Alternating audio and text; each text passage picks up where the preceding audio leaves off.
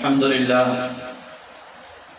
لله نحمده ونستعينه ونستغفره ونؤمن به ونتوكل عليه ونعوذ بالله من شرور أنفسنا ومن سيئات أعمالنا من يهده الله فلا مضل له ومن يضلله فلا هادي له ونشهد أن لا إله إلا الله وحده لا شريك له ونشهد أن سيدنا وحبيبنا وشفيعنا وإمامنا مولانا محمدا عبده ورسوله صلى الله تعالى عليه وعلى آله وأصحابه وبارك وسلم تسليما كثيرا كثيرا. أما بعد فأعوذ بالله من الشيطان الرجيم. بسم الله الرحمن الرحيم. يا أيها الذين آمنوا كتب عليكم الصيام كما كتب على الذين من قبلكم لعلكم تتقون. صدق الله العظيم. وقال النبي صلى الله عليه وسلم من صام رمضان ایمانا واحتسابا غفر له ما تقدم من ذنبه او كما قال علیہ الصلاة والسلام. حضرات سامعین اعظام اور معزز و محترم میرے دوستوں اور بھائیوں، اللہ رب العزت نے ہم سب کو دوبارہ سے ماہ مبارک کی خوشیاں، ماہ مبارک نصیب فرمایا. اس ماہ مبارک کے اندر کون سی عبادت افضل ہوتی ہے اور کون کون سے ایسے اعمال ہوا کرتے ہیں جو اللہ کے نزدیک، جو اللہ تک پہنچانے میں معین و مددگار ہوا کرتے ہیں. اور یہ رمضان کا مہینہ اتنا بابرکت اور پوتر مہینہ ہے. اللہ رب العزت نے خود نے قرآن مقدس کے اندر ارشاد فرمایا شهر رمضان الذي انزل فيه القرآن هدى للناس وبينات من الهدى والفرقان. یہ ماہ مبارک کا مہینہ اتنا معزز مہینہ ہے. اس ماہ مبارک کے معزز ہونے کے لیے صرف ایک یہی مثال کافی تھی کہ اس کے اندر قرآن مقدس نازل ہوا.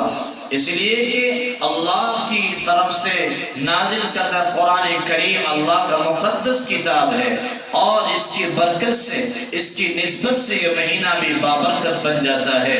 اس ماہ مبارک کے اندر ایک خاص عبادت ہوتی ہے، اور وہ عبادت رہتی ہے رمضان کے روزے رکھنے کی، جس کے قرآن کریم کے اندر بیان کیا یا ایھا الذین آمنوا کتب علیکم الصیام کما کتب علی الذین من قبلکم لعلکم تتقون. اے ایمان والو، تم پر روزے فرض کیے گئے جیسا کہ تم سے پہلے لوگوں پر فرض تھے. روزہ رکھنے یہ الگ سے کوئی بیماری نہیں. لوگ سمجھتے ہیں کہ ہم ہی پر روزے فرض کیے ہیں، یہ بالکل غلط ہے. اس لیے کہ قرآن نے اس بیماری کو اور اس شفا کو اور اس سوال کو ختم کر دیا. قرآن نے 2:4 کی طرح بالکل صاف بیان کیا ایمان والو، تم پر جو روزے فرض کیے گئے ہیں، تم سے پہلے جو امتیں آئی تھی سابقہ، ان پر بھی روزے فرض تھے. یہ الگ بات ہے کسی پر 1 دن کے، کسی پر 2 دن کے، کسی پر 3 دن کے. ایسا نہیں کہ مسلسل 1 مہینے تک روزے فرض کیے ہوں. اور یہ اس لیے فرض کیے ہیں، تم سمجھتے ہو کہ تمہیں مجبور اور بھوکا پیاسا رکھنا ہے، یہ بالکل غلط ہے. قرآن میں آ کے بیان کیا لعلکم تتقون. روزہ رکھنے کے مقصد یہ ہے تاکہ تم متقی، پرہیزگار، تقوی اور طہارت اختیار کرنے والے بن جاؤ. اللہ کا خوف، اللہ کا ڈر تمہارے دلوں کے اندر پیدا ہو جائے. اس لیے کہ متقیوں کے لیے اصل چیز ہے، دنیا کے اندر بھی متقی و پرہیزگار قرآن سے نفع حاصل کرتے ہیں. جس طرح کہ قرآن مقدس کی سب سے پہلی سورہ بقرہ کے اندر اللہ تعالیٰ ارشاد فرماتا ہے الف لام میم ذالک الکتاب لا ریب فیہ ھدی للمتقین. قرآن کریم کی ہدایت ہے متقیوں کے لیے. اس پر ایک سوال یہ ہوتا ہے کہ آیا غیر متقی کے لیے قرآن فائدہ نہیں ہے؟ بالکل ہے، لیکن زیادہ تر نفع حاصل لوگ وہی کرتے ہیں جو متقی اور پرہیزگار ہوا کرتے ہیں۔ اسی لیے میرے عزیز بھائیوں، آج اللہ رب العزت نے ہمیں ماہ مبارک نصیب فرمایا۔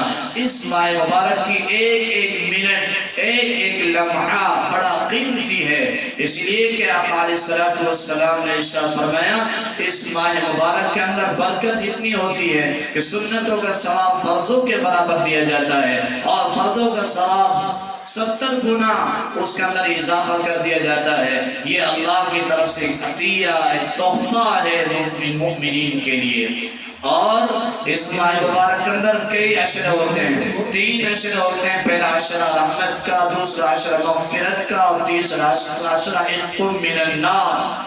پہلا عشرہ ختم ہو چکا ہے، جو اللہ کی طرف رحمتیں برستی کی بارش کی طرح اتنی رحمتیں اللہ کی طرف سے برسائی گئی، لیکن جنہوں نے ان سے نفع حاصل کیا، جنہوں نے اپنے دامن کو پھیلایا اور بھرا، لیکن اب وہ عشرہ ختم ہو چکا ہے۔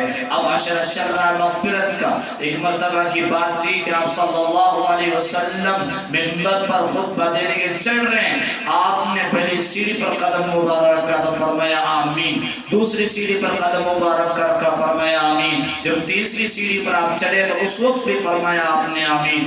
خلاف معمول، خلاف عادت آپ کا یہ معمول تھا۔ تو صحابہ کرام نے سوال کیے کہ پیغمبر یا رسول اللہ، ہم نے آج تک آپ سے ایسے نازل کلمات نہ سنے، آپ نے خلاف عادت آمین آج تک نہیں کہی، اس کی وجہ کیا ہے؟ تو پیغمبر علیہ السلام نے ارشاد فرمایا کہ میرے صحابہ، اللہ کے نبی علیہ السلام نے فرمایا کہ ابھی اس وقت جبرائیل میرے پاس تشریف لائے اور فرمایا محمد، ہلاک ہو جائے وہ شخص، برباد ہو جائے وہ شخص جس شخص نے ماہ مبارک کا مہینہ پایا اور اپنی مغفرت نہ کر سکا۔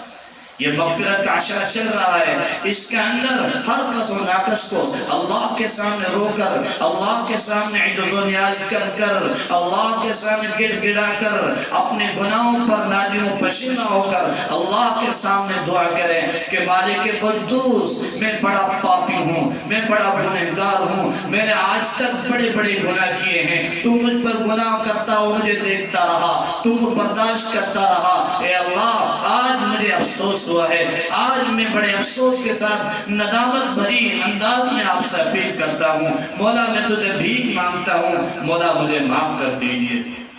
قسم اس پروردگار عالم کی جس نے قرآن میں بیان کیا وَإِذَا سَأَلَكَ عِبَادِي عَنِّي فَإِنِّي قَرِيبٌ أُجِيبُ دَعْوَةَ الدَّاعِ إِذَا دَعَانِ فَلْيَسْتَجِيبُوا لِي وَلْيُؤْمِنُوا بِي لَعَلَّهُمْ يَرْشُدُونَ۔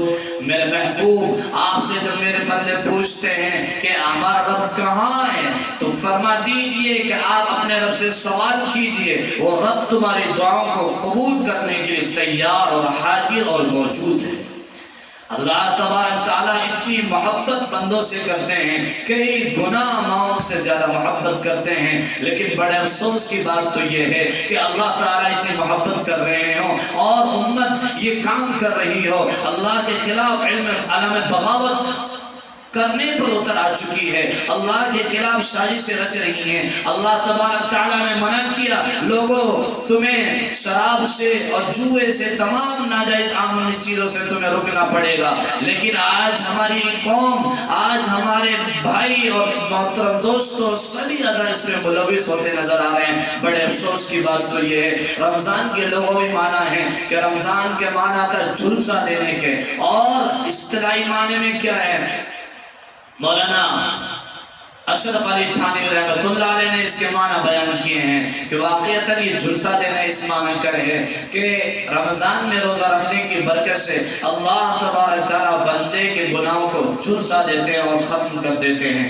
جیسا کہ ایک مثال ہے، میں نے حدیث مبارکہ پڑھی ہے آپ کے سامنے کہ من صام رمضان احتسابا غفر له ما تقدم من ذنبه، جس شخص نے ماہ مبارک کے رمضان کے روزے رکھے، اللہ تبارک تعالیٰ روزہ رکھنے کی برکت سے اس کے تمام گناہوں کو معاف فرما دیتے ہیں۔ رمضان کا روزہ رکھنے سے فضیلت گناہ معاف ہوئے، اور گناہ معاف ہونے کے ساتھ ساتھ آپ کے درجات بڑھ رہے ہیں، آپ کے مقام و مرتبہ بڑھا دیا جا رہا ہے۔ اس کی مثال ذرا یوں سوچئے، جس شخص نے ماہ مبارک کا جب پہلا روزہ رکھا تو اس رمضان کے روزہ رکھنے کی برکت کی وجہ سے اللہ تبارک تعالیٰ نے تمام گناہوں کو معاف کر دیا اور اس شخص کی مغفرت کے فیصلے بھی کر دیے، اور فرمایا کہ فیصلے کرنے کے بعد، مغفرت کرنے کے بعد اب رمضان کے جو اور باقی ایام بچے ہیں، ان ایام کے بچنے کے بعد ہمیں کیا کام کرنا ہے،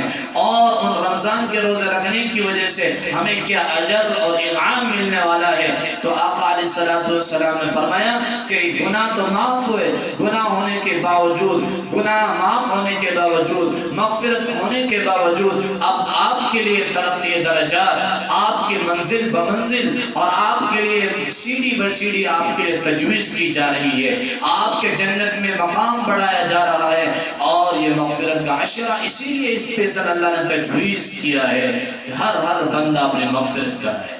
یہ رمضان کا مہینے میں بھی اگر کسی شخص نے اپنے مغفرت نہ کرائی، رمضان کا مہینہ یوں ہی گزر گیا اور مغفرت نہ کرا سکا، اللہ کے نبی کی اس پر لعنت ہے، پھٹکار ہے، بددعا ہے، اور اس پر اکتفا نہ کیا کہ اللہ کے نبی کی دعائیں بددعا کافی تھی، بلکہ اوپر سے جبرائیل کے ذریعے بھی آمین کہلوایا، اور نیک لوگوں کی آمین بھی، جس میں جبرائیل آمین کہہ دیں، جس میں نبی علیہ السلام آمین کہہ دیں، اس میں اولیاء، علماء اور جتنے بھی بڑے بڑے علماء کرام اور بڑے بڑے اولیاء عظام ہوا کرتے ہیں، سب کی آمین ان میں شامل حال ہوا کرتی ہے۔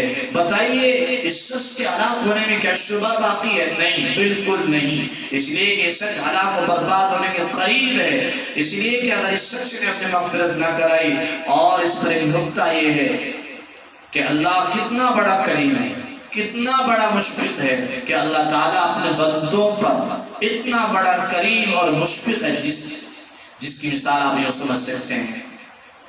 ایک شخص کا لڑکا ہے اور وہ شخص کا بچہ اس کی بات نہیں مانتا، اور باپ نے ہر طریقے سے اس کو اپنا بنانے کی کوشش کی لیکن نہیں بن سکا، تو اس نے اپنے آس میں پڑوس میں رہنے والے شخص کی بات کہی کہ فلانے میرے شخص بچے کو آپ سدھار دیجئے، اس کو آپ ڈنڈے کے ذریعے یا کسی اور چیز کے ذریعے آپ اس کی پٹائی کر سکتے ہیں، صرف مجھ تک قریب کرنے کے لیے، مجھ تک پہنچانے کے لیے۔ جب یہ شخص اس کی پٹائی اور اس پر تنبیہ کرتا ہے، باپ تک اس کا رشتہ جوڑنے کے لیے، باپ تک اس کو قریب پہنچانے کے لیے، تو باپ کا اس میں بڑا دخل ہوتا ہے۔ باپ بیٹے کے لیے بڑا شفیق اور مربی ہے۔